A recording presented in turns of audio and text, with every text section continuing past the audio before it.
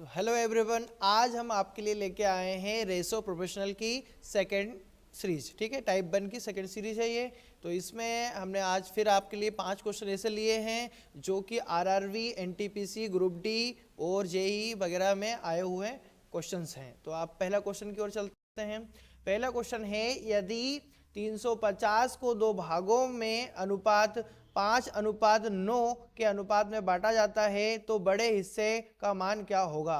अब हमको अनुपात दिया है, क्या दिया है, 5:9 और इसको हम कितने भागों में बांट रहे हैं, इसका जो टोटल अमाउंट है वो है 350। ठीक है, अब इसको हम करेंगे तो इन दोनों को पहले हम जोड़ लेंगे, टोटल रेशो की वैल्यू हो जाएगी। तो कितना हो जाएगा, 5 और 9, ये होता है आपका 14 रेशो। ठीक है, 14 रेशो बराबर है किसके, 350 के। यहाँ से हम एक रेशो की वैल्यू बना लेंगे। तो हम क्या करेंगे, एक रेशो की वैल्यू बनाने के लिए इसको हम चेंज द प्लेस कर देंगे तो कितना आ जाएगा, डिवाइड में चला जाएगा। ठीक है, अब इसको कट कर देंगे हम। तो पहले किससे कट करेंगे, 7 से कटते हैं। तो ठीक है, तो 7 दूनी 14 और 7 पन्ना 35। ठीक है, ये हो गया 50। ये 2 से फिर इसको कट करेंगे, कितनी बार जाएगा, ये 25 बार। यानी एक रेशो की वैल्यू आपकी क्या आ गई, 25 आ गई है। ठीक है, पूछा क्या है, बड़े हिस्से का मान क्या होगा। तो सबसे बड़ा हिस्सा क्या है आपका, 9 रेशो।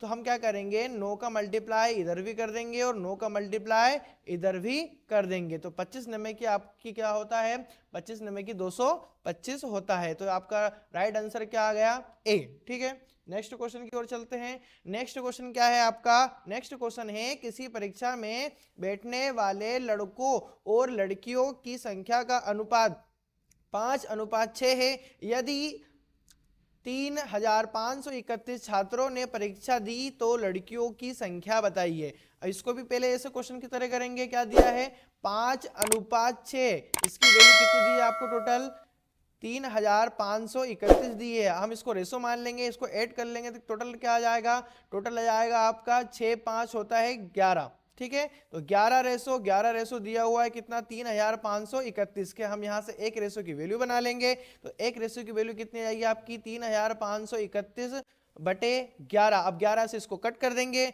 तो 11 से करेंगे तो 11 तिया 33, फिर बच गए 2, कितने हो गए आपके, 23 हो गए। 11 दूनी 22, फिर बच गया 1 और 11 एकम 11। तो कितना आ गया आपका एक रेशो की वैल्यू, एक रेशो की वैल्यू जो आ गई आपकी 321 आ गई है। अब हमसे पूछा क्या है, लड़कियों की संख्या कितनी होगी। तो यहाँ पर हम रेशो में देखेंगे क्या लिखा है, लड़कों और लड़कियां। तो लड़कियां सेकंड नंबर पे है, यानी कि क्या 6 रेशो की वैल्यू निकालनी है। तो 6 का मल्टीप्लाई हम यहाँ भी कर देंगे और यहाँ भी कर देंगे। तो क्या आ जाएगा, 6 रेशो बराबर आ जाएगा 321 गुणित 6।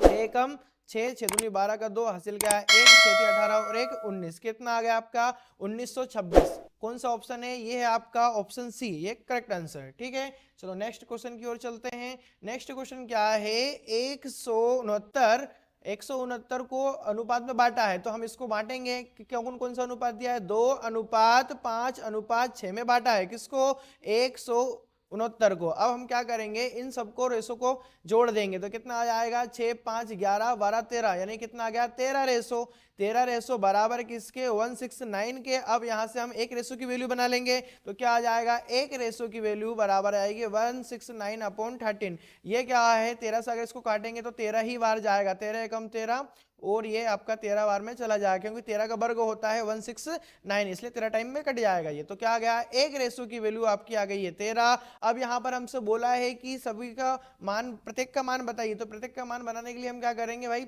सबसे पहले हमको दिया है 2 रेशो। तो 2 रेशो की वैल्यू बनाएंगे तो 13 गुणित 2 हो जाएगा। फिर तीसरा क्या दिया, दूसरा क्या दिया है 5 रेशो। 5 रेशो में क्या करेंगे, 13 गुणित 5 करेंगे। फिर तीसरा क्या दिया है आपको, 6 रेशो। उसमें क्या करेंगे हम, 13 गुणित 6 करेंगे। तो क्या आंसर आ जाएगा हमारा, 13 दूनी 26, 13 पंजे 65 और 13 छंग 78। ये आ गया आपका राइट आंसर। तो कौन सा आंसर है, ये वाली संख्या है जो किस ऑप्शन में मिल रही है आपको, ऑप्शन नंबर बी में मिल रही है, 26, 65 और 78। तो आपका सेकंड ऑप्शन राइट आंसर। अब चलते हैं नेक्स्ट क्वेश्चन की ओर।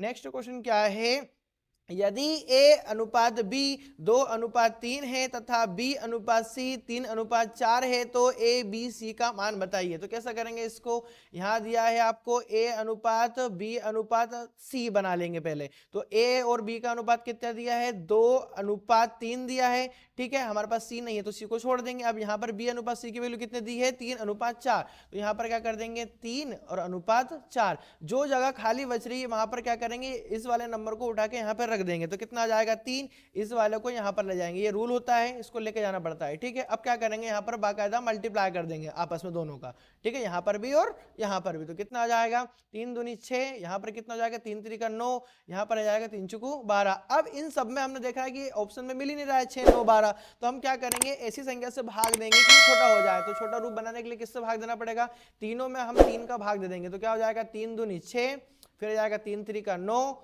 ठीक है, और आ जाएगा 3 चुकू 12। तो क्या आ गया आपका आंसर 2 3 4, 2:3:4, 2:3:4, ऑप्शन डी आपका राइट आंसर, ठीक है। नेक्स्ट क्वेश्चन की ओर चलते हैं। नेक्स्ट क्वेश्चन क्या है आपका, यदि a/4 बराबर b/5 बराबर c/6 दिया हुआ है, तो आपसे बोल रहा है कि a/b/c का मान बताइए। तो हम क्या करेंगे, पहले a/4 बराबर मान लेंगे के, तो यहाँ पर क्या आ जाएगा आपका a बराबर आ जाएगा 4 के, ठीक है। ऐसे ही हम b का मान भी बनाएंगे, तो b का मान क्या आ जाएगा, b/5 बराबर भी के मान लेंगे, तो क्या आ जाएगा आपका b बराबर 5 के, ठीक है। ऐसे ही हम यहाँ पर इसका भी कर लेंगे, c/6 बराबर क्या हो जाएगा आपका के, तो यहाँ पर c की वैल्यू कितनी हो जाएगी 6 के। अब हमने देखा कि अगर मैं इसको जमाता हूँ a/b/c के रूप में, तो क्या आ जाएगा आपका 4 के / 5 के / 6 के। अब हमने देखा कि के शब्द कॉमन आ रहा है, तो हम क्या करेंगे, के से क्या कर देंगे, डिवाइड कर देंगे, तो के कट जाएगा। तो आपका